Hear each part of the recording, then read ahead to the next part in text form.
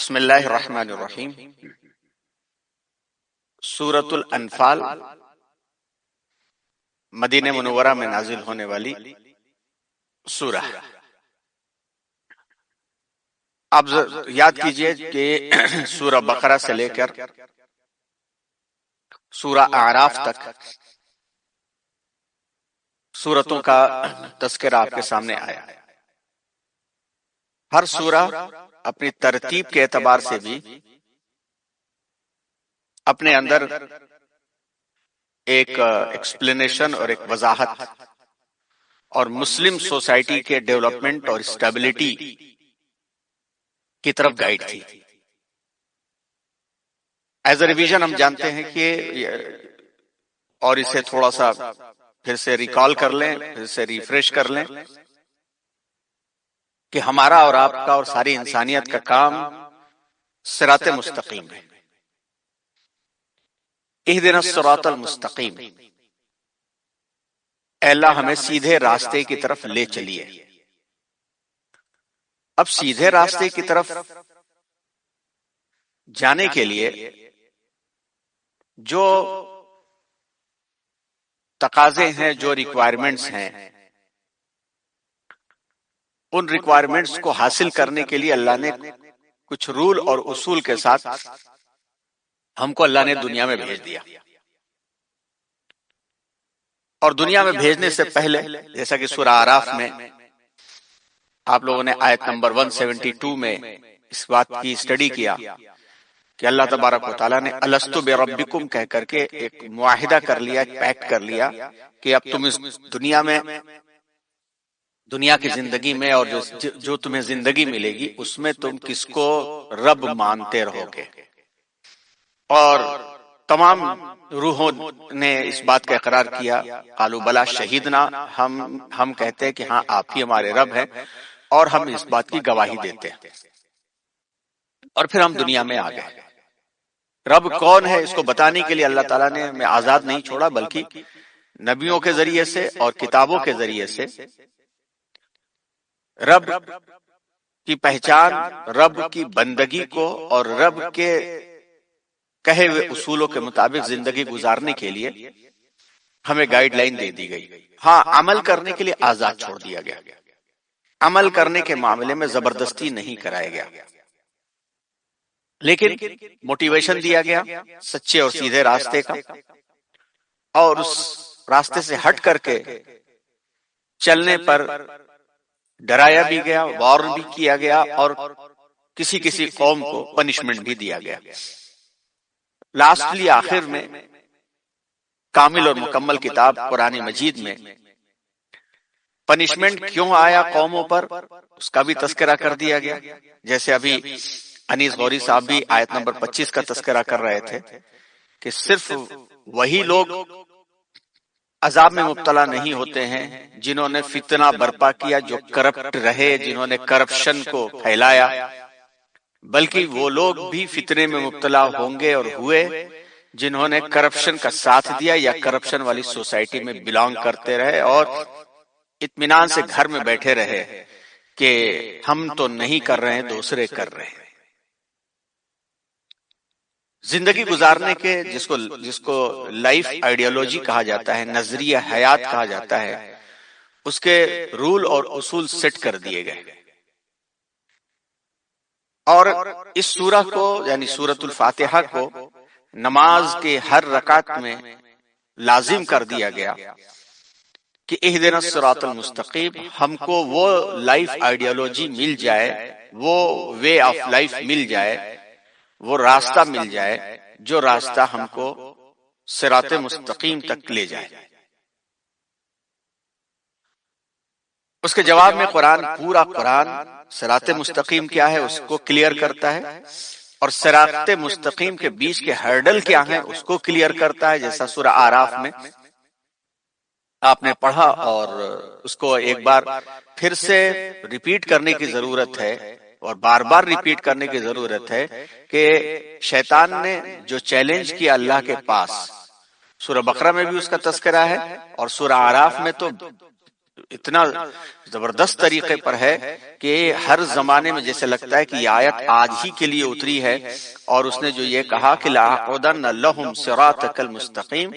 میں تیرے یہ جو بندے ہیں نا ان کے صراط مستقیم کے بیچ میں بیٹھ جاؤں گا، یعنی صراط مستقیم تک پہنچنے کا میں ہرڈل بن جاؤں گا۔ ثم لآتینہم من بین ایدیہم ومن خلفہم وعن ایمانہم وعن شمائلہم ولا تجد اکثرہم شاکرین، پھر میں ان کے دائیں طرف سے بھی، بائیں طرف سے بھی، آگے سے بھی، پیچھے سے بھی آؤں گا، اور اس میں سے اکثر کو آپ نافرمان پائیں گے۔ قرآن اس بات کو ایمفیسائز کرتا ہے کہ دیکھو یہ ہرڈل تو آئیں گے، کبھی جو ہے ازمز کے نام پہ آئیں گے، تو کبھی اپنے ایموشنز کے نام پہ آئیں گے، کبھی کلچر کے نام پہ آئیں گے، کبھی ایکوالٹی اور فریڈم اور کے نام پر آئیں گے، اور کبھی کبھی جو ہے وہ تمہیں دیندار سمجھانے کے ٹاپک سے آئیں گے کہ تم ہی فرقہ ناجیہ ہو اور تمہارا ہی جماعت جنتی ہے، باقی سب جہنمی ہے، ان تمام طریقوں سے آئیں گے۔ تو یہ تذکرہ پھر سے پڑھنے کی ضرورت ہے، بلکہ ہمارے جناب اشفاق بھائی کو یہ عنوان دیا گیا تھا اور وہ پیش کرنے کی کوشش کیا انہوں نے، لیکن انٹرپشنز ہوتے رہے، اور پھر سے انشاءاللہ ان کو ایک چانس دیا جائے گا کہ پھر سے اس سورہ بقرہ اور سورہ اعراف کی روشنی میں اس کنورزیشن کو دوہرا دیں، تاکہ ہم اس آیت کو اور اس ہدایت کو اپنے لیے صراط مستقیم کے گائیڈ لائن کے طور پر سمجھیں، اور اپنے موجودہ سینیریو میں اور پریزنٹ سچویشن میں یہ دیکھیں کہ ہم کو صراط مستقیم تک پہنچنے کے لیے کیا دشواریاں پیش آ رہی ہیں آج کے سچویشن میں۔ مناسب معلوم ہوتا ہے کہ وہ ایک سلائیڈ، دو سلائیڈیں بھی آپ کے سامنے شیئر کر دی جائیں جو آج کل ٹریننگ میں ہم استعمال کر رہے ہیں، اور ادھر جو ہے لائف آئیڈیالوجی اور کانسیپٹ آف ایجوکیشن کے اوپر خطبے کے اندر بھی اور جگہ جگہ ہماری باتیں چل رہی ہیں۔ ڈیٹیل آپ کو سننا ہو تو میرا پچھلے جمعے کا خطبہ سن لیجئے گا۔ ہم اسکرین شیئر کرتے ہوئے اس ٹاپک کو اور پھر سورہ انفال کے میسج کو بھی آپ کے سامنے لا کر کے پیش کرتے ہیں۔ ابھی جو بات چل رہی ہے کہ انڈرسٹینڈنگ قرآن میں ہم اس بات پر فوکس کر رہے ہیں کہ قرآن کی آیتیں ہمارے لیے آج کے سچویشن میں صراط مستقیم تک جانے کے لیے کس طرح سے گائیڈ کر رہی ہیں، تو اس میں سورہ بقرہ سے ہم لوگوں نے شروع کیا تھا۔ اب سورہ بقرہ میں جو چیزیں تھیں وہ ہم لوگوں نے اس پر فوکس کیا تھا کہ یہ چونکہ سب سے لمبی سورہ ہے تو اسلامک سوسائٹی کیسے بنتی ہے، اسلامک سوسائٹی کی ویلیوز کیا ہیں، اسلامک سوسائٹی کون سی آئیڈیالوجی کو بناتی ہے، اس کا تذکرہ دیکھا تھا ہم لوگوں نے۔ لا اور کانسٹیٹیوشن کو دیکھا تھا، شریعت کے قوانین کو دیکھے تھے، احکامات کو دیکھا تھا، کامیاب ہونے والے کون لوگ ہیں، ہم المفلحون کون لوگ ہیں، اور ناکام ہونے والے لوگ کون ہیں، اور منافق کون ہیں، اور کیا وجہ رہی کہ بنو اسرائیل سے، یہود سے لیڈرشپ اس دنیا کی لے کر کے بنو اسماعیل کو دی گئی، اور کس وجہ سے دی گئی، اور بنو اسماعیل کو بتا دیا گیا، امت محمدیہ کو بتا دیا گیا کہ جن غلطیوں کو بنو اسرائیل نے دہرایا ہے وہ مت دہرانا۔ یہ تمام چیزیں سورہ بقرہ کے اندر دیکھی گئی، اور سورہ بقرہ جو 10 سال تک نازل ہوتی رہی، مدینے میں حضور کے تشریف لانے کے فوراً بعد سے اس کا نزول شروع ہوا، اور اسی میں آخری آیت بھی کہی جاتی ہے، تو 10 سال کا عرصہ اسلامک سوسائٹی کے ڈیولپ کرنے کا ہے۔ تو اسلامک سوسائٹی کے ڈیولپمنٹ کے ساتھ ساتھ جو ہے وہ آئیڈیالوجی آف لائف اور ڈیولپ ہو رہی تھی۔ اب جس کو نظریہ حیات یا فلسفی آف لائف بھی کہا جائے، اس کے ڈیولپمنٹ کے ساتھ ساتھ انڈیویجول ایک مومن کی اور ایمان والی کی پرسنالٹی بھی ڈیولپ ہو رہی تھی، کہیں جو ہے تقوی کی تعریف کر کے، تو کہیں جو ہے کامیابی کی ضمانت بتا کر کے، کہیں انفاق کے موٹیویشن دے کر کے، کہیں شہر رمضان الذی انزل فیہ القرآن کہہ کر کے، کہیں پر نکاح اور طلاق کے قوانین کو بیان کر کے، اس طرح سے ایک مومن کی پرسنالٹی کو بھی ڈیولپ کیا جا رہا تھا۔ تو آپ دیکھیے کہ کوئی بھی فلسفی آف لائف ہو یا آئیڈیالوجی آف لائف ہو، وہ تھاٹس، بلیف اور ویلوز پہ ہی ڈیپینڈ ہوتی ہے، کہ جو تھاٹس ہوتے ہیں وہی آئیڈیالوجی بنتے ہیں، جو بلیف ہوتے ہیں وہی فلسفی اور آئیڈیالوجی کو اسٹرانگ کرتے ہیں، اور جو ویلیوز ہوتی ہیں انہی ویلیوز کے اوپر سوسائٹی اور معاشرہ جیتا ہے اور چلتا ہے۔ جب as a individual, as a person یہ چیزیں دل اور دماغ کے اندر اترتی ہیں تو پھر پرسنالٹی ویسی ہی ڈیولپ ہوتی ہے۔ تو جس طرح سے نظریہ نہیں دکھتا، پرسنالٹی دکھتی ہے، اسی طرح سے تھاٹس اور بلیف اور ویلیوز نہیں دکھتے، اس کا کیریکٹر اور اس کا بیہیویئر دکھتا ہے۔ جو بیہیویئر دکھ رہا ہے اس کا مطلب ہے کہ اسی کی اکارڈنگ اندر جو ہے وہ تھاٹس، بلیف اور ویلیوز موجود ہیں۔ اور یہ کلاس ہم عام طور پر اسٹوڈنٹس کی لیتے ہیں، بلکہ جو ہمارے اسٹوڈنٹس یہاں کیریکٹر بلڈنگ کے ہیں وہ تو دیکھ کر کے سمجھ گئے ہوں گے کہ پرسنالٹی والی کلاس کے اندر یہ ایگزامپل ہم بیان کرتے ہیں کہ پرسنالٹی جو ہے وہ لائک این آئس برگ،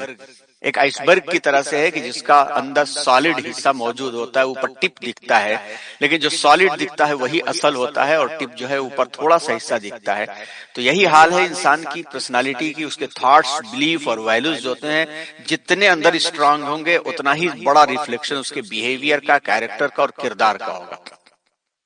اسی کے پیرلل فلسفی آف لائف اور نظریہ حیات یا آئیڈیالوجی آف لائف جس قسم کی ہوگی ویسی ہی پرسنالٹی بنے گی۔ اب اس سے اہدنا الصراط المستقیم اور سورہ انفال سے کیا کنیکشن ہے، آئیے آگے کی اس سلائیڈ کے اندر تھوڑا سا ایک گلمس 2 منٹ کا دیکھتے ہیں۔ اب یہاں پر اردو میں ہی لکھا ہوا ہے نظریہ حیات، لائف آئیڈیالوجی یا فلسفی آف لائف۔ دیکھیے زندگی کی آئیڈیالوجی کے اندر سب سے پہلی چیز جو آتی ہے ہر انسان کی زندگی میں، کانسیپٹ آف الہ، کہ ہو از گاڈ، کون الہ ہے، کیا کوئی ہے الہ یا نہیں ہے۔ دوسرا آتا ہے کہ یہ جو کائنات، یہ جو یونیورس، یہ جو برہمانڈ ایگزسٹ کر رہا ہے، اس کے ایگزسٹ کے پیچھے کیا طاقت ہے اور اس کا پرپز کیا ہے۔ تیسرا یہ ہے کہ ہو آر وی، ہم انسان ہیں تو ہم کیا ہے، کیوں ہم اس طرح سے ہیں، ہمارا ڈیولپمنٹ ہوا ہے یا ہمارا کریشن ہوا ہے، ہماری تخلیق ہوئی ہے یا ہم ریولوشن سے گزرے ہیں، آئے ہیں تو کہاں سے آئے ہیں اور جائیں گے تو کہاں جائیں گے، جانے کے بعد کا معاملہ کیا ہے۔ پھر بلانگنگنس جو ہے، جو زندگی گزارنے کے لوازمات ہیں، زندگی ہم کو گزارنا ہے، سوسائٹی ڈیولپ کرنا ہے، اکانومی ڈیولپ کرنا ہے، تو اس کے لیے جو نالج چاہیے اس کا جو ہے سورس کیا ہے، اس کا بیس کیا ہے، اور اسی طرح سے زندگی گزارنے کے لیے اکانومی کی ضرورت ہوتی ہے، فائنانس کی ضرورت ہوتی ہے، تو یہ معاش کیا ہے، اس کے لیول کیا ہے، اور کہاں سے کمانا ہے، کہاں اور کیسے خرچ کرنا ہے، اور لاسٹلی جو ہے ہماری نجات کس میں ہے، ہمارا جیسو کہتے ہیں کہ کانسیپٹ آف سکسیشن یا کہا جائے یا ریزریکشن کہا جائے، ذریعہ نجات کیا ہے۔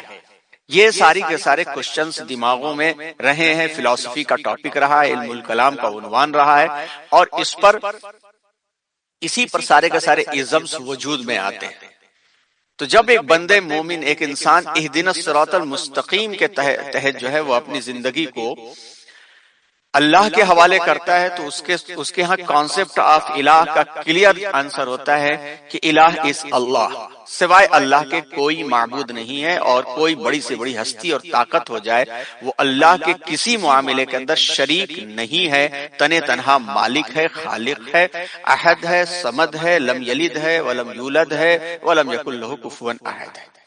ہر چیز کا مالک ہے۔ تو پھر دوسرا آنسر اس کو خود بخود مل جاتا ہے کہ یہ جو یونیورس ہے، یہ یونیورس بھی کریشن ہے، اور یہ جو ہے پیدا کی ہوئی ہے، اور اس کا بھی ایک پرپز ہے اور مقصد ہے، اور جب اللہ چاہیں گے تو اس کو لپیٹ دیں گے، یوم نطوی السماء کطی السجل للکتب، اس کو لپیٹ دیں گے اللہ۔ تو پھر تیسرا آنسر بھی اس کے لیے آسان ہو جاتا ہے کہ ہو آر وی، انسان، as a human we are عبد، ہم عبد ہیں، بندے ہیں، اور ہم محتاج ہیں اللہ کے اور بندے ہیں۔ پھر تو اس کے بعد والا بھی کلیئر ہو جاتا ہے کہ سورس آف نالج ہمارا کیا ہونا چاہیے جس میں ہم بندگی صحیح سے ادا کر سکیں، تو وہ وحی ہے، اور وحی قرآن مجید کی آیات اور قرآن مجید کی آیات کا ایکسپلینیشن سنت و احادیث رسول۔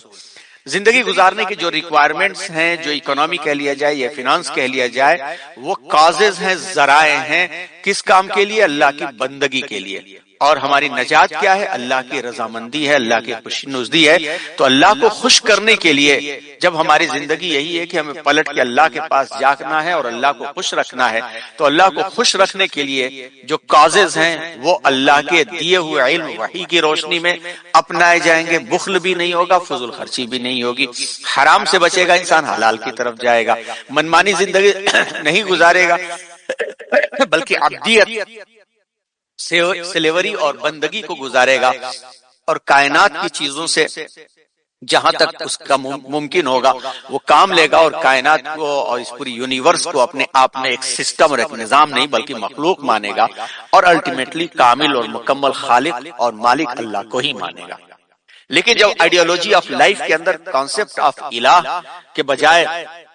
یہ کانسیپٹ آ جائے کہ مادے سے پیدا ہوئی چیزیں ہیں، میٹر سے پیدا ہوئی چیزیں ہیں، بگ بینگ تھیوری ہوئی، اور بگ بینگ تھیوری کے بعد ہر چیز جو ہے فزیکل لا کے انڈر میں ڈیولپ ہوتی چلی گئی، اور یہ نیچر اور یہ فزیکل لا ہر چیز میں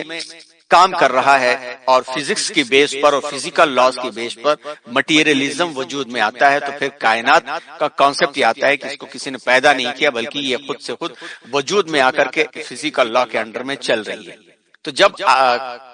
یہ کانسیپٹ ہو تو تیسری بات بھی آتی ہے کہ انسان جو ہے وہ بندہ اور غلام اور نہیں ہے بلکہ آزاد ہے، اور اسی جگہ پر ایکوالٹی، ٹالرنس، اسی طرح سے ہر ایک آگے بڑھے، ہر ایک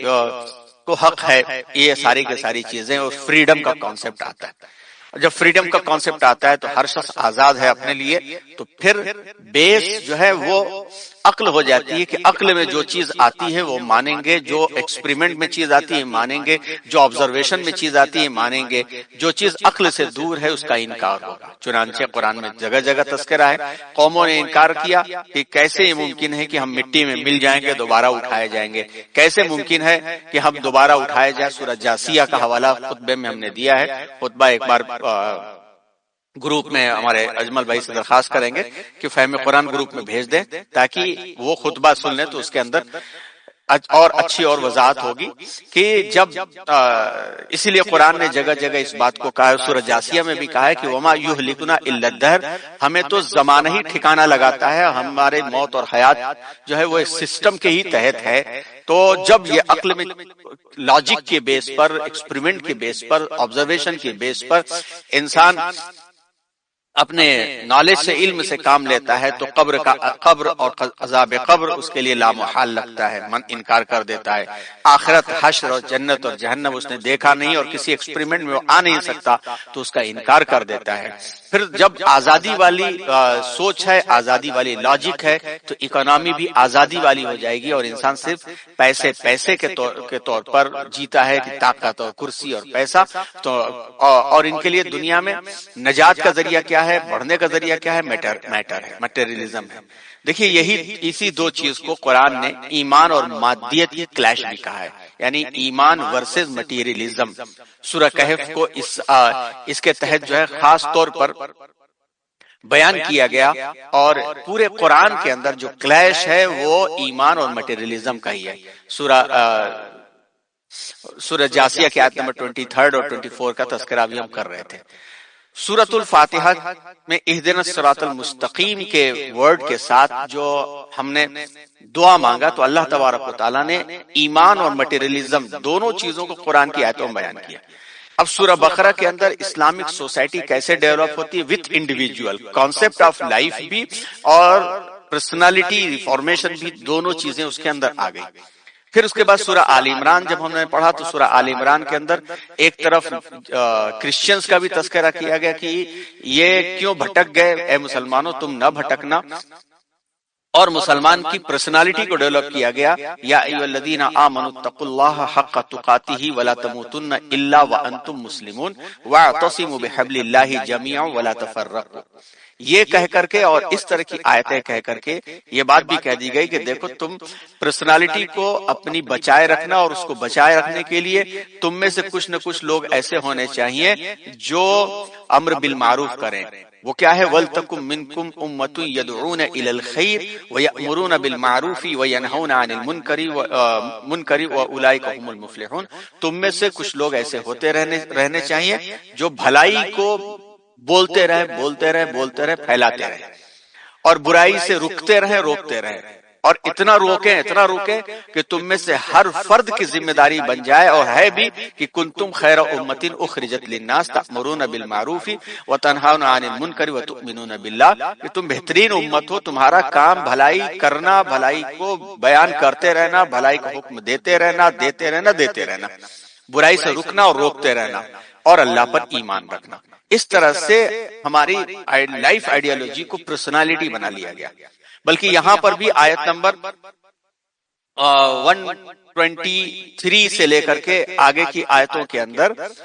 وَلَقَدْ نَصَرَكُمُ اللَّهُ بِبَدْرٍ وَأَنْتُمْ أَذِلَّةٌ کہتے ہوئے یہ بتایا گیا کہ دیکھو اللہ پر یقین کے بعد اللہ تعالیٰ کیسے تم کو عطا کرتے ہیں۔ یاد کرو کہ غزوہ بدر میں تمہاری حالت کیا تھی، اور غزوہ بدر میں جس طرح سے تمہاری حالت تھی اس کو دیکھو تو تم تو بالکل ہارے ہوئے تھے، ذلیل سمجھے جاتے تھے، اور اللہ تبارک و تعالیٰ نے تمہاری مدد کی۔ یہاں پر جن کو پروجیکٹ غزوہ بدر کی وزڈم کا دیا جائے گا تو ان کی ذمہ داری ہوگی کہ سورہ آل عمران کی روشنی میں بھی غزوہ بدر کا تذکرہ کیا گیا ہے اس کو بھی وہ پیش کریں۔ پھر آگے کی آیتوں میں بھی رسول کے مقام کو بھی، دنیا کی حقیقت کو بھی بیان کیا گیا کہ ٹوٹلی ایمان والی پرسنالٹی اور ایمانی آئیڈیالوجی والی پرسنالٹی تمہاری ڈیولپ ہو جائے۔ اب سورہ النساء آئی، اب سورہ بقرہ میں سسٹم بن گیا، لا اور کانسٹیٹیوشن بن گیا۔ سورہ آل عمران کے اندر اللہ کی بتائے ہوئے رول اور اصول کی طرح کی پرسنالٹی بن گئی۔ اب سورہ نساء کے اندر بالکل کلیئر طریقے پر ہاف آف دی سوسائٹی کے رائٹس اور حقوق کو بیان کر دیا گیا، کیونکہ سوسائٹی اس وقت تک مکمل نہیں ہو سکتی جب تک half of the society women, عورتوں کے معاملات اور مسائل کو صحیح طریقے سے نہ لے جائے۔ اس سورہ کے اندر یہ ایمفیسائز کیا گیا، اور آپ لوگوں نے بھی اس میں حصہ لیا تھا، آپ کو یاد ہوگا کہ اللہ تبارک و تعالیٰ نے قرآن میں جو لا اور کانسٹیٹیوشن بیان کیا ہے، چاہے نماز کے قوانین ہو، روزے کے قوانین ہو، زکوٰۃ کے قوانین ہو، اللہ نے صرف اس کا حکم دے دیا، اور اس کی ڈیٹیل اللہ کے رسول حضرت محمد صلی اللہ علیہ وسلم نے بیان فرمایا۔ لیکن یہاں پر عورتوں کے حقوق کے تعلق سے اللہ نے خود ہی بیان کر دیا، جن حقوق کے اندر نکاح کے حقوق اور وراثت کے حقوق بہت خاص طور پر بیان کیے گئے، اور وراثت کو تو اللہ نے قرآن میں ہی تقسیم کر دیا پوری طرح سے۔ کیوں؟ اس لیے کہ جب تک ہاف آف دی سوسائٹی کے حقوق صحیح طریقے سے ادا نہیں ہوں گے، اس وقت تک society Islamic point of view سے اور اسلامک آئیڈیالوجی سے ڈیولپ نہیں ہو پائے گی۔ اور سورہ نساء میں اس کو پوری طرح سے فوکس کیا گیا، اور اس میں کچھ اور بھی قوانین لائے گئے کہ انسان جو ہے وہ منافقت سے اور اس قسم کے معاملات سے بچے۔ منافقین کا بھی تذکرہ یہاں پر کر دیا گیا، لیکن میجر جو فوکس ہے وہ طلاق کے قوانین، شادی کرنے کے معاملات، اور اسی طرح سے وراثت کے معاملات اس میں بیان کیے گئے۔ تو گویا آپ دیکھیے کہ ہاف آف دی سوسائٹی کا حق برابر طریقے پر اور عزت دی گئی، اب تو سوسائٹی ڈیولپ ہوتی ہے۔ یہ یاد رکھنا چاہیے ہم کو، اور شاید اب ہم قرآن کا اور حدیث کا جو صحیح انٹرپریٹیشن ہے وہ اپنی پریکٹیکل لائف میں لانے میں ہم ناکام ہوئے، جس کی وجہ سے ہمارے دیندار گھرانوں کی خواتین بھی اندر سے الجھی ہوئی ہیں، اور کبھی کبھی اپنی الجھنوں کا اظہار بھی کرتی ہیں، بلکہ یہ الفاظ بھی ملتے ہیں کہ ایک عالم دین پچھلے مہینے فرما رہے تھے کہ اور کافی اچھے عالم ہیں اور بڑے لیول کے ہیں اور ان کے سوار ہوتے ہیں، انہوں نے بتایا کہ ہمارے گھروں کی بھی خواتین الجھی ہوئی ہیں کہ مردوں کے واسطے تو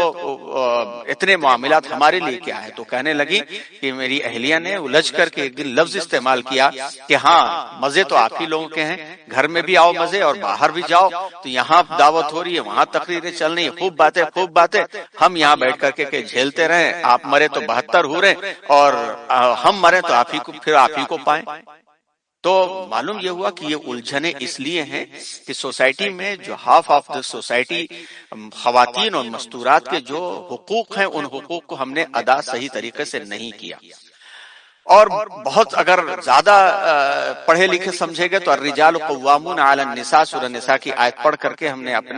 اپنے آپ کو حاکم قرار دے کر کے ان کو کہا کہ بس تمہارا کام اتنا ہی ہے کہ اگر حضور نے فرمایا کہ اگر ان کو سجدے کی اجازت دی جاتی تو مرد کو سجدہ کرتے، اس لیے میں مجازی خدا ہوں اور تم میری لونڈی اور غلام ہو. یہی ہم نے دیا ہے، جس کی وجہ سے آج مسلم مزاج کی، اسلامی مزاج کی عورتیں الجھی ہوئی ہیں، اور جن عورتوں، جن خواتین اور جن بچیوں کے ذہن کے اندر اسلامی مزاج نہیں ہے، وہ فیمینزم کا شکار ہو کر کے اسلام کے پورے رول کو ٹھکرا رہی ہیں، توڑ رہی ہیں، اور سوسائٹی کا جو ایڈکشنز ہیں، نارسزم کے ایڈکشنز ہو جائیں، لبرلزم کے ایڈکشنز ہو جائیں، ایتھیزم کے ہو جائیں، چاہے ہیڈونزم کے ہو جائیں، چاہے فیمینزم کے ہو جائیں، وہ پوری طرح سے اپنا رہی ہیں. ہم کو یہ سورہ نساء بار بار پڑھ کر کے یہ دیکھنا کہ ایز اے ریسپانسبلٹی اللہ تبارک و تعالیٰ نے مرد کا مقام بڑھایا ہے، لیکن as a emotion, as a status, as a کردار، اللہ تبارک و تعالیٰ نے عورت کے مقام کو کم نہیں رکھا ہے، بلکہ ماں کی حیثیت سے بڑھا دیا ہے، بیوی کی حیثیت سے برابر رکھا ہے دین کے معاملے کے اندر، اور بیٹی کی حیثیت سے بیٹے پر فوقیت دلوایا ہے کہ ایک بچی کی نیک نیتی کے ساتھ دینی تربیت کا مطلب یہ ہے کہ اگر ایک انسان خود دین پر چلا اور ایک بچی کی اچھی تربیت دین کی کر دیا، دیندار اور متقی اسے بنا دیا، تو یہی بچی کل روز قیامت شفاعت کا باعث بھی بنے گی. احادیث میں یہ بات ثابت ہوتی ہے. اسی وجہ سے پرٹیکولر سورہ النساء لائی گئی کہ تم انٹرنلی اپنے آپ کو تو ایز اے اسلامک پرسنالٹی تم نے ڈیولپ تو کر لیا، لیکن جب تک سوسائٹی کے اندر عورتوں کے معاملات کو اس طریقے سے ادا نہ کیے جائیں، اس وقت تک سوسائٹی پوری طرح سے اچھی ڈیولپ نہیں ہو پائے گی. دن بھر باہر رہنے والا، کمانے والا مرد گھر کے اندر بچوں کی وہ تربیت نہیں کر پائے گا. اس کے کرنے کے بعد اب گویا ایک طرح سے تربیت پوری ہو گئی تو سورہ المائدہ شروع ہوئی، جس میں آپ نے بہت تفصیل کے ساتھ اس کا اسٹڈی کیا، اور سورہ المائدہ کا آغازی کیا گیا. اوفو بالعقود کہتے ہوئے آغاز کیا گیا کہ معاہدے کو پورا کرو. کون سا معاہدہ؟ تو صاف جواب ملتا ہے عورتوں کے حقوق کے بارے میں جو معاہدہ اللہ سے کیا ہے، اللہ نے جو حکم دیا ہے. اب دین پر چلنے اور ایمان لانے کا جو حق ہے، جو تقوی کا حق ہے، اس کا جو معاہدہ ہے. اسلامی شریعت کو ڈیولپ کرنے اور اسلامک لا کو ڈیولپ کرنے کا جو معاہدہ ہے. اہدنا الصراط المستقیم کے پیچھے جو الستو بربکم کا جو معاہدہ ہے، وہ تمام کے تمام معاہدوں کو پورا کرو. گویا ایک طرح سے اس سورہ کا نام دیا گیا تھا کہ اوتھ سیریمنی کے طور پر یہ سورہ ہے، اور اب ہم سوسائٹی کے ذمہ دار ہیں اور لیڈر اور قائد ہیں. ہمارا کام کیا ہے؟ وہ کام یہ ہے کہ سوسائٹی کو، پورے معاشرے کو اللہ کی راہ پہ چلانا اور خود بھی اللہ کی راہ پہ چلنا، اور ہمارا جینا اور اٹھنا بیٹھنا، کھانا اور پینا اور معاش اور شادی اور بیاہ اور سوسائٹی، سب کچھ رب کی مرضی کے تابع کرنے کے لیے ہم کو لیڈرشپ دے دی گئی ہے. جب لیڈرشپ دے دی گئی ہے تو پھر اس میں تم کو کن کن چیزوں سے بچنا ہے، وہ کچھ رول بھی بتا دیے گئے. حج کے قوانین بھی بتا دیا گیا کہ پوری انسانیت کو تم دیکھو گے تو وہاں ایک رنگ کی ہوتی ہے انسانیت، ایک زبان کی ہوتی ہے انسانیت، جس سے تم یہ میسج بھی دیا گیا کہ پورے کے پورے انسان ایک ہی ہو، اور کاسٹ اور کریڈ اور رنگ اور نسل کے اعتبار سے اونچ نیچ نہیں ہو. حج کے احکامات کو بھی بیان کیے گئے، اور حضور اکرم صلی اللہ علیہ وسلم کی رسالت کا بھی تذکرہ کیا گیا، اور اس طرح سے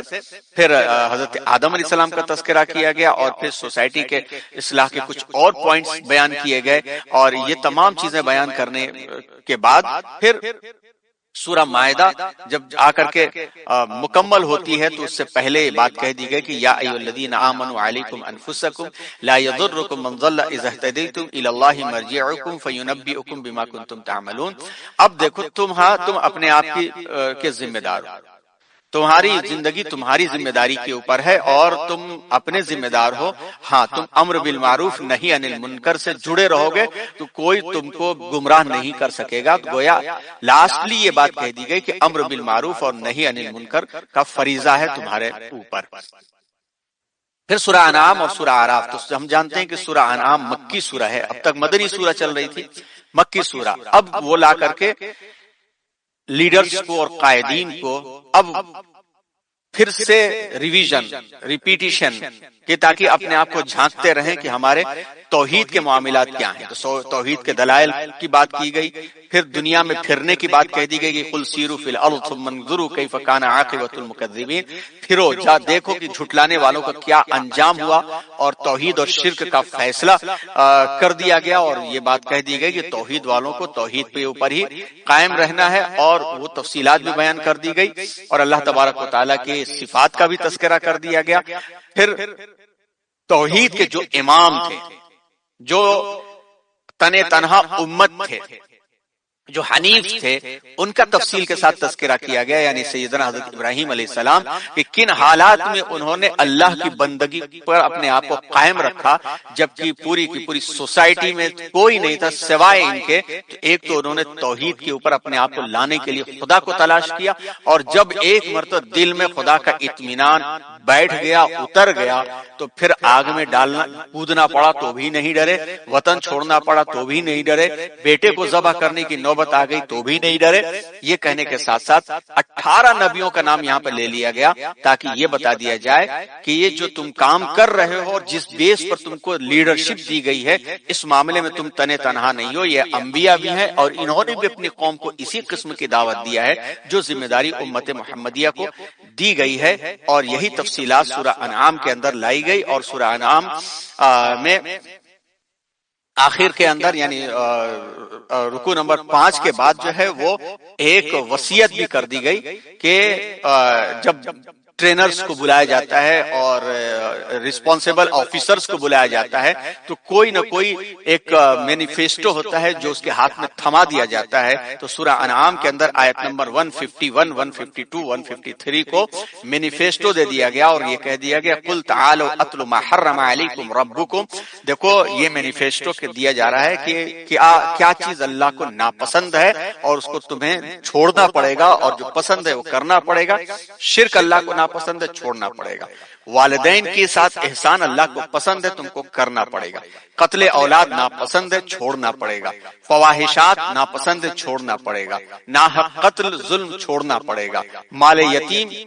پر ظلم کرنا اور بیکار کھاتے رہنا چھوڑنا پڑے گا. ناپ تول میں کمی کو چھوڑنا پڑے گا. اور اللہ سے جو تم نے عہد کیا ہے وہ تم کو پورا کرنا پڑے گا، اور اسی بات کی تم کو وصیت کی جاتی ہے وَأَنَّ هَذَا صِرَاطِي مُسْتَقِيمًا فَاتَّبِعُوهُ. یہی صراط مستقیم ہے، اسی کی اتباع کرو. اهْدِنَا الصِّرَاطَ الْمُسْتَقِيمَ، یہی صراط مستقیم ہے، اس کی اتباع کرو. اور سورہ اعراف کے اندر نبیوں کی دعوت کا تذکرہ کرنے سے پہلے ابلیس کا ایک بار پھر سے تذکرہ کر دیا گیا کہ دیکھو ابلیس کیسے ایروگنٹ بنا تھا اور کن بنیادوں پر اسے بھگایا گیا تھا، اور اس نے کیا چیلنج کیا ہے. اس لیے ایمان والو تمہاری لیڈرشپ کے راستے میں جو خطرہ اور چیلنج ہے وہ تو ایک تو ابلیس کا مزاج ہے، اور دوسرا خطرہ یہ ہے کہ وہ تم کو بہکائے گا اور بھٹکائے گا. اس لیے تم کو اس سے بچ کر کے رہنا ہے، اور اس سے بچنے کا طریقہ کیا ہے؟ لباس التقوی. تقوی کا لباس جتنا مضبوط تمہارا ہوگا وہ تقوی کا لباس تمہیں بچائے رکھے گا. اور تقوی کے لباس کے لیے لازم اور ضروری ہے کہ اقامت صلاۃ، نماز کے نظام کو اپنی زندگی بنا لو، اور مخلصین لہ الدین، اور ہر معاملے کے اندر اخلاص سنسر ہو جاؤ، مخلص ہو جاؤ، اور حرام کی ہوئی چیزوں سے اپنے آپ کو بچاتے رہنا. اور اگر ایروگنسی والا مزاج اختیار کرو گے، ان الذین کذبوا بآیاتنا واستکبروا عنها لا تفتح لهم ابواب السماء ولا يدخلون الجنہ حتى یلج الجمل فی سم الخیاط، کہ اگر ایروگنسی والی زندگی پر آ جاؤ گے، منمانی جس کو کہا جائے کہ اپنے خواہشات کو، اپنے نفسانی خواہشات کو، اپنی منمانی زندگی کو اپنا معیار بنا لو گے، تو اللہ نے کہا کہ آسمان کے دروازے تمہارے لیے نہیں کھولے جائیں گے. پھر اسی طرح سے اعراف کا تذکرہ کیا گیا، اللہ کے صفات کا تذکرہ کیا گیا، اور پھر نبیوں کا تذکرہ ہوا دعوت کا کہ انہوں نے دعوت دیا تھا، ان کی قوم نے کیا کیا. حضرت نوح علیہ السلام، حضرت ہود علیہ السلام، حضرت صالح علیہ السلام، حضرت لوط علیہ السلام، حضرت شعیب علیہ السلام، اور پھر حضرت موسیٰ علیہ السلام. وہ تفصیل کے ساتھ یہ تذکرے ہوئے، اور ان تذکروں میں یہ بتا دیا گیا کہ یہ قومیں کیا کرتی ہیں. تم کو بھی قوموں کے حالات اور معاملات کے درمیان درمیان میں اپنی لیڈرشپ کو باقی رکھنے کے لیے کس طرح سے امر بالمعروف اور نہی عن المنکر کے اوپر قائم رہنا ہے، اور سورہ اعراف کے اندر ان دعوتوں کا تذکرہ کرتے ہوئے پھر اللہ تعالیٰ نے اس کے اندر وہ اس معاہدہ کا تذکرہ کیا، الست بربکم والا وَإِذْ أَخَذَ رَبُّكَ مِن بَنِي آدَمَ مِن ظُهُورِهِمْ ذُرِّيَّتَهُمْ الست بربکم کا تذکرہ کیا، اور اس کو صحیح طریقے سے انجام دینے کے اصول اور ضوابط بتائے گئے۔ اب اس کے بعد سے سورہ پھر انفال اور سورہ توبہ، یہ دونوں پھر مکے کی سورتیں ہیں، اور ان دونوں سورتوں کے اندر جو بات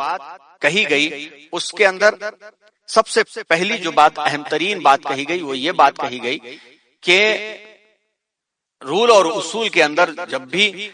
کسی بھی قوم سے کلیش ہو جائے، کسی قوم سے تمہارا ٹکراؤ ہو جائے، تو پھر لالچ اور ہرس کے طور پر نہ ہو، کیونکہ لالچ اور ہرس کے طور پر اگر یہ ٹکراؤ ہوگا تو پھر وہ ٹکراؤ ایز اے پرسنل بن جائے گا، اللہ کے لیے نہیں ہوگا۔ اور جو چیز پرسنل بن جائے پھر اس کے اندر خرابی آ جاتی ہے، اللہ کے لیے جو چیز بنتی ہے اس میں خرابی نہیں آتی ہے۔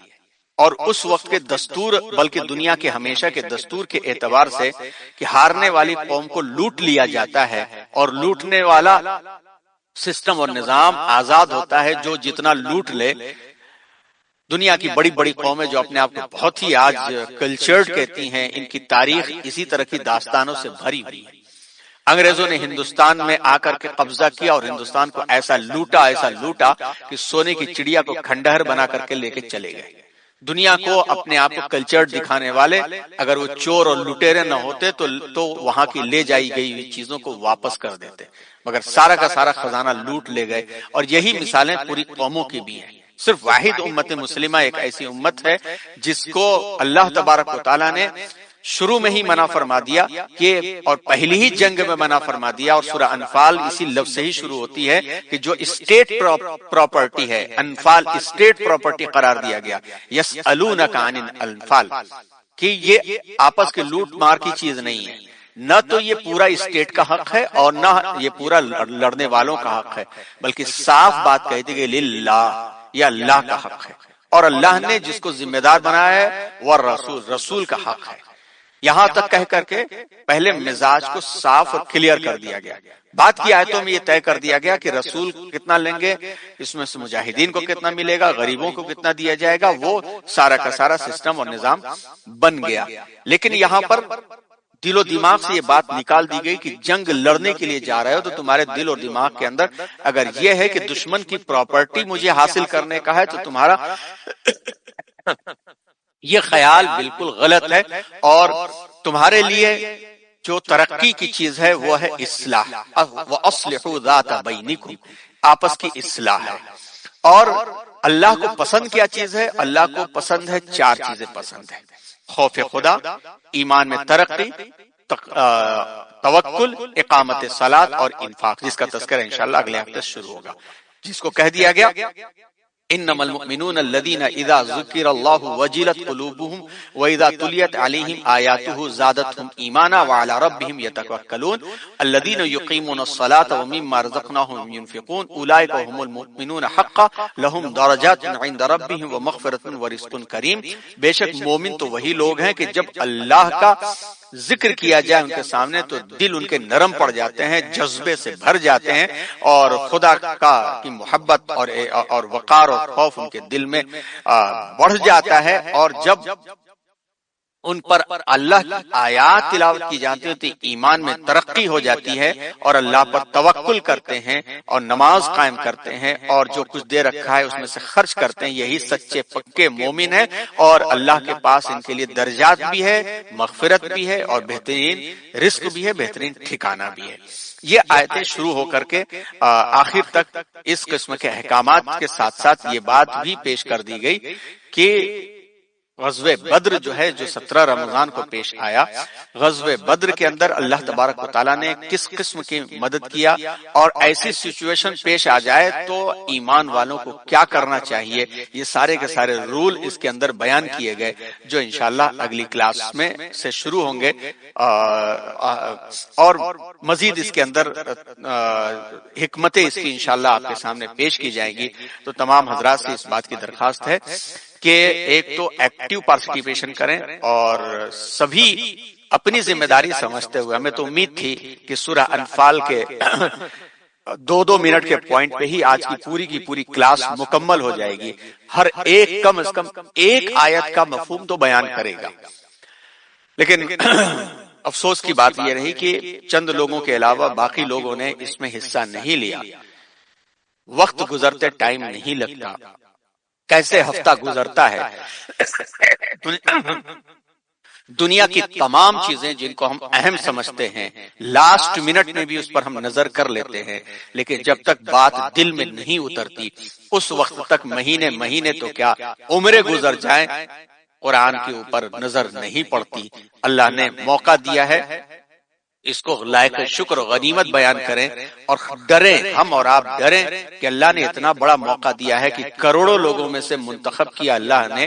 کہ اپنے کلام پہ نظر کرنے کا ایک چانس اور موقع دیا. اگر اس کو بھی ہم گواہ بیٹھے کہ ہفتوں ہفتوں میں ہم کو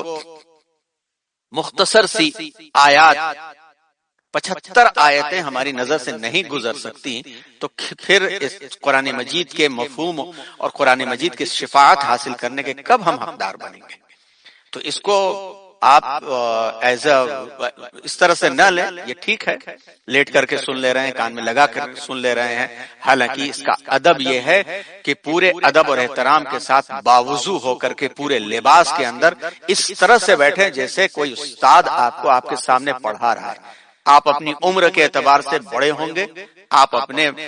مقام کے اعتبار سے مینیجر ہوں گے، مالک ہوں گے، آپ اپنے تجربے کے اعتبار سے بہت بڑے عالم ہوں گے، لیکن قرآن کے سامنے ایک طالب علم ہی ہر شخص رہتا ہے. قرآن کے سامنے جب تک اس کے ادب اور احترام کا پورا خیال رکھ کر کے اور ہر چیز سے غافل ہو کر کے اخلاص کے ساتھ جب تک انسان نہیں لگتا، اللہ تبارک و تعالیٰ اس کے دل کے اوپر قرآن کو نہیں اتارتے اور دل کے اوپر قرآن اثر نہیں کرتا. اللہ نے اتنا بڑا موقع دیا کہ دیکھتے دیکھتے 10ویں پارے میں داخل ہونے کا وقت آ گیا اور اتنی صورتیں دھیرے دھیرے کر کے کور ہو گئی. لیکن کیا اس کے اثرات ہمارے اپنی زندگی پر پڑے؟ پہلا سوال ہم کو یہ قائم کرنا ہے. دوسرا سوال یہ قائم کرنا ہے کہ پیچھے اتنے رول ہم نے پڑھے، اس میں سے کتنے پریکٹیکل ہم نے اپنی زندگی پر ہم نے وہ رول اپلائی کیے، ایز اے انٹرپرسنل اور ایز اے انٹرا پرسنل. ذاتی طور پر وہ کون سے رول ہیں ہم نے اپلائی کیے، کون سے کسٹمز ہیں جو ایک سال میں اپنی زندگی سے ہم نے نکالا، کتنی برتھ ڈے کی پارٹیاں جو مناتے تھے ہم نے اس کو اللہ کے لیے چھوڑ دیا، کتنے ایسے فنکشن جو ناچ گانے والے ہوتے تھے شادی بیاہ کی مجلسوں کے اندر اس سے ہم نے دوری اختیار کیا، کتنے ہمارے گھر کے اندر ایسے کسٹم تھے کہ اس کسٹم میں اگر ہم ذمہ دار ہیں تو ہم نے اس کو روک دیا، اور اگر ہم مجبور ہیں کہ ہماری اپنی بیوی اور بچوں پر بھی نہیں چلتی تو ہم دوری اختیار کی. یہ ہمیں سوچنے کی ضرورت ہے. کتنی وہ چیزیں ہیں جو ایز اے سوسائٹی یہاں پہ ڈیولپ کرنے کی گئی، اس کا ہم کتنا حصہ بنے. ہم نے اپنے والد کی وراثت میں اپنی بہن کو کیا حق دیا، کیا حصہ دیا. ایز اے ذمہ دار ہم نے اپنی بیٹی کے لیے کیا کیا، اور وراثت کے معاملے میں کس طرح سے اسے ہم نے حل کیا، اور کیسے اپنے بچوں کے سامنے بٹھا کر کے اس کو واضح کیا کہ دیکھو یہ قرآنی ہدایت ہے، میری وراثت و میرا کام، میری مرضی تمہاری مرضی سے نہیں، اللہ کی مرضی سے چلے گا، یہی میری وصیت اور نصیحت ہے. یہ تبدیلی اس کو کہتے ہیں. جب یہ تبدیلی ہوتی ہے تو نظام میں تبدیلی آتی ہے، ورنہ پڑھنے کے اعتبار سے تو ہم سے 1000 گنا زیادہ بڑھ کر کے ریسرچ کرنے والے اورینٹلسٹ ہیں، یوروپینز ہیں، اور وہ قرآن پر ہم سے 1000 گنا زیادہ بڑھ کر کے ریسرچ کرتے ہیں، لیکن وہ کوئی بزرگ اور ولایت کے درجے پر نہیں پہنچتے. اس کے مقابل میں ایک سیدھا سادہ مسلمان جس کو زندگی میں کبھی موقع نہیں ملا اور دل سے ادب اور احترام کے ساتھ قرآن کی ایک آیت کو بھی پڑھتا ہے تو قرآن اس کا اخلاق بن جاتا ہے. یہ اخلاق بننے کے واسطے یہ سب آیتیں ہیں، نہ یہ کہ اس کے بارے میں کہ ہم 10 لوگوں میں بیان کرتے پھرے کہ ارے ہم تو قرآن کی آیتیں سمجھنے کی کوشش کرتے ہیں، ہم کو پروجیکٹ ملا ہے اور ہم نے یہ تیاری کی ہے، یہ پریزنٹیشن تیار کیا ہے اور اس کے لیے محنت کرنا ہے. اس سے قرآن نہیں آتا. قرآن اس سے آتا ہے کہ اپنی زندگی پر اسے کتنا اتار رہے ہیں. جیسا علامہ اقبال نے کہا تھا کہ تیرے ضمیر پہ جب تک نہ ہو نزول کتاب، گرہ کشا ہے ناراضی نہ صاحب کشف کشاف جب تک تمہارے دل اور دماغ کے اوپر قرآن کی آیتیں نہیں اترتی محسوس ہوں تو کتنے بھی مشکل مسائل اور آسان مسائل آ جائیں، بڑے سے بڑے مفسرین تفسیر رازی پڑھ لو، تفسیر کشاف پڑھ لو، لیکن مسئلہ حل ہونے والا نہیں ہے۔ آئیے ہم اپنے آپ کو ریئلائز کریں، کیونکہ قرآن کا ہی حکم ہے کہ وَذَكِّرْ فَإِنَّ الذِّكْرَىٰ تَنفَعُ الْمُؤْمِنِينَ، اگر ایمان والے ہیں تو ان کے دل کے اوپر بار بار یاد دلانا اثر کرتا ہے۔ جب نماز کے لیے ہم کھڑے ہوں تو کسی نہ کسی نماز میں اہدنا الصراط المستقیم پر تھوڑا پاؤز کریں، اور اس پاؤز کر کے اپنے آپ کو یہ سوچیں کہ اہدنا الصراط المستقیم کے جواب میں سورہ بقرہ میں جو اللہ نے بات کہی، سورہ آل عمران میں جو بات کہی، سورہ النساء میں، سورہ مائدہ میں، سورہ انعام میں، سورہ اعراف میں، وہ میری اپنی زندگی کے لیے کیا تھی،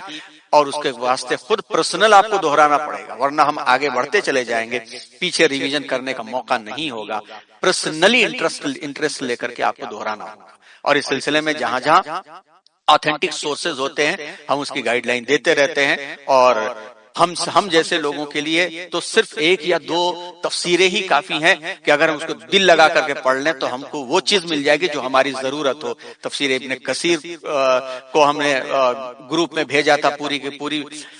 پھر سے ریپیٹ کرنے کی ضرورت ہے۔ اگر اجمل بھائی کے موبائل میں ہو، یاسر بھائی کے موبائل میں ہو تو تفسیر ابن کثیر انگلش اور اردو والی PDF پھر سے اس کو ریپیٹ کر دیجئے۔ معارف القرآن کو اردو اور انگلش والا تذکرہ کیا تھا، تفہیم القرآن سے کچھ لوگ استفادہ کرتے ہیں، تدبر قرآن سے استفادہ کرتے ہیں، بس یہ کافی ہے۔ بس اس میں سے کسی ایک تفسیر کو ہم لے کر کے اس پر اپنی زندگی گزارنے لگیں گے تو معارف القرآن پڑھ پڑھ کے ہم نے دیکھا ہے کہ بعض لوگ اتنے اچھی تفسیر کرتے ہیں کہ کوئی پتہ نہیں کر سکتا کہ یہ عالم نہیں ہے، بلکہ صحیح اردو بھی پڑھنا نہیں آتی تھی، لیکن صرف معارف القرآن پڑھ پڑھ کر کے، تفسیر تفہیم القرآن پڑھ کر کے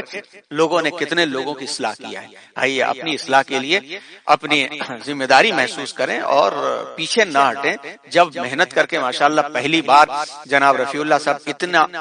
اتنی اچھی بات کر سکتے ہیں کہ انہوں نے کہا تو پتا چلا کہ زندگی میں پہلی بار قرآن کے بارے میں بولا ہے انہوں نے، لیکن اگر نہ بولے ہوتے تو پتا بھی نہ چلتا کہ قرآن کا کبھی انہوں نے پرٹیکولر اسٹڈی نہیں کیا ہے۔ آپ لوگ ماشاءاللہ کچھ لوگ تو 5 سال پرانے لوگ ہیں، کچھ لوگ 2 سال پرانے لوگ ہیں، اب ان کو بھی پتا چل گیا کہ کس طرح سے پوائنٹس بیان کیے جاتے ہیں۔ جیسے انیس غوری صاحب نے بہترین طریقے پر ایک ہی پوائنٹ پر بہترین میسج دے دیا، اور اسٹوڈنٹس میں ماشاءاللہ ماریہ ہیں، افلاح کونین ہیں، اور احسن ہیں، ان لوگوں نے اپنے میسج دیے۔ 2 منٹ کا میسج اگر آتا تو آج 20-25 لوگ جو ہیں 50-75 آئے تھے تو ایسے ہی پوری کر دیتے، بلکہ ہمیں یہ امید تھی کہ آج ہی ہماری سورہ انفال مکمل ہو جائے گی۔ اگر اسی طرح کے پوائنٹس آ گئے ہوتے تو ہم یہ طے کرتے کہ انفال مکمل ہو گئی ہے، چلو سورۃ توبہ کو بھی ملا لیں گے، تاکہ جب قرآن کی انڈرسٹینڈنگ کا سلیقہ اور طریقہ آ گیا تو پھر آسان ہو جائے گا کام، اور ہم تیزی کے ساتھ آگے بڑھیں گے، اور جتنی تیزی سے آگے بڑھیں گے اتنا زیادہ ایک دور پورا ہوگا، پھر دوبارہ پلٹ کر کے ہم آئیں گے۔ تو اس کو آپ ایک ایسی کلاس مت سمجھیے جو پچھلے سال تک چلا کرتی تھی کہ چند لوگوں کو پروجیکٹ دے دیا گیا، باقی لوگ جو ہیں وہ بیٹھے ہیں، سن رہے ہیں، لیٹے ہیں، ایسے مت کیجئے۔ ہر ایک ایکٹیو ہو کر کے اسٹڈی کیجئے، گویا سب کو پیش کرنا ہے، لیکن چونکہ ہر ایک کو موقع نہیں مل سکتا تو پیش اس کو کرنا ہے جس کا نام دیا جائے گا۔ البتہ یہ یاد رکھیے کہ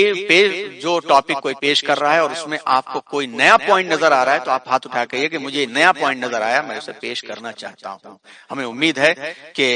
آئندہ اس کا بھرپور آپ خیال رکھیں گے، اور قرآن کو پورے ادب کے ساتھ آپ قربانی دے کر کے 1 گھنٹہ 1.5 گھنٹے کے لیے بیٹھیے اس طرح سے کہ باوضو ہو کر کے قرآن کی طرف دیکھیں، تو قرآن کو دیکھنا آنکھوں میں نورانیت پیدا کرتا ہے، دل میں سکون پیدا کرتا ہے۔ گھنٹہ 1.5 گھنٹہ موبائل تو عموماً انسان دیکھتا ہی دیکھتا ہے، ان ٹینشنوں سے بچنے کے لیے، موبائل کے ٹینشنوں سے بچنے کے لیے قرآن کو پورے ادب اور احترام باوضو ہو کر کے بیٹھ کر کے اس سے استفادہ کیجئے تو اس کا الگ ہی مزہ آئے گا، اس کا دن بھر الگ ہی سرور محسوس ہوگا۔ اللہ تبارک و تعالی پھر سے ہمیں اپنے کلام کی نسبت سے اخلاص کے ساتھ، پورے اعتماد کے ساتھ پورے کانفیڈنس کے ساتھ بیٹھنے اس کو سمجھنے کی توفیق عطا فرمائے. جو کوتاہیاں ہم لوگوں سے ہو رہی ہیں اس معاملے میں اللہ اس کو معاف فرمائے اور اپنے فضل کو شامل رکھے اور کوتاہیوں کے نتیجے میں اور بے ادبی کے نتیجے میں اس فضل کو ہم سے نہ چھینے. ہمارے دل کے اوپر قرآن اخلاص کے ساتھ اتارے اور سمجھنے کی ہمیں توفیق عطا فرمائے. آمین. وآخر دعوانا ان الحمد للہ رب العالمین.